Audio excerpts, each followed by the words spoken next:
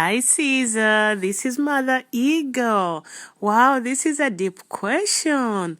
Why do you lose hope sometimes in the things you do? And it made me think about my own journey while I was starting my business. The times I lost hope and what brought that on. So I'll just share some of my things that happened to me, and maybe they may be similar to you, and I'll also tell you what I did to overcome some of the to overcome the part of losing hope. For me, the major thing was my mindset. My mindset, the expectation, fear of success, fear of the unknown. I had an expectation of how things should be. For example, my mindset, it wasn't ready to handle any kind of business. So I had an employee mindset. I held a job for almost 10 years, and it's a different mindset than when you have something on your own. So I had to retrain my mind to think as an employer, to be able to handle my own business. Then when it comes to fear of success, I don't even know where that came from. But subconsciously, if you've never known success, you start to even reject it, because success will come with responsibility, will come with risk. It will come with so many things, and sometimes we are just not equipped. So we are in all this fear. What if your project actually works? And from zero, you end up having to hire maybe 10 people or 100 people. Can you handle that?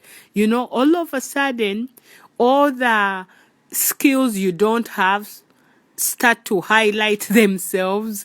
All your weaknesses start to be exaggerated in the midst of the thought that, oh my God, you're going to be successful. And yet, when you actually think it through very well, without fear, there are solutions to all these things that appear as fear. So I was so afraid of the unknown. I love the predictability of having just a normal job. So the fear that I have to know where my next check is coming from, it was a big deal. And then the expectation, that maybe in a year your business has to be here, in 2 years your business has to be here. But what I learned was I was creating something new, something different. I remember when I created my first course, I completed it before I knew where to sell it, because it was a video course and I didn't know anyone teaching on video at that time. But I created it anyway because I had a burning desire. And around a month after I created it, and I was sitting around and asking, what am I going to do with this thing that I've spent weeks creating? I get a phone call from someone random from YouTube. They had seen one of my sample videos and they were asking if I had more of those. Oh my God, I was so excited. And my point is, you may be creating something new. So your expectation needs to be more fluid. Go rolling with the flow. The normal stuff may not be working for you. I always like to use the example of when you're driving a long distance, you keep changing the steering just enough to stay on track. So you'll need course correction as you're going. And yes, the the loss of hope is usually when you focus a lot of the things you cannot do versus focusing on the things you can do. I know for me it was a process of convincing myself every time. Every so often I would get into a funky mood like, oh my God, what am I even doing? Am I wasting time? Then I always remember, why am I doing this? I wanted to unleash a generation of purpose-driven individuals, like unleash, trigger, and excite and steer everyone who comes near me to see their greatness within them. So the desire is bigger than me.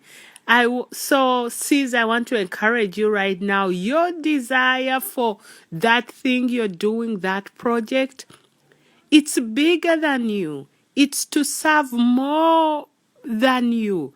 And remember, there is a ripple effect. You may think you're serving only a few people, but those people, when they benefit, they go on and serve others. They go on and maybe provide for their family. It's, for example, in your project, if you decide to hire someone, that may be a lady, she may have 3 children. That paycheck you're giving her, she goes and feeds her 3 children, takes them to school. Then the ripple effect begins. So this is way bigger than you. And remember, you have support. You're not alone.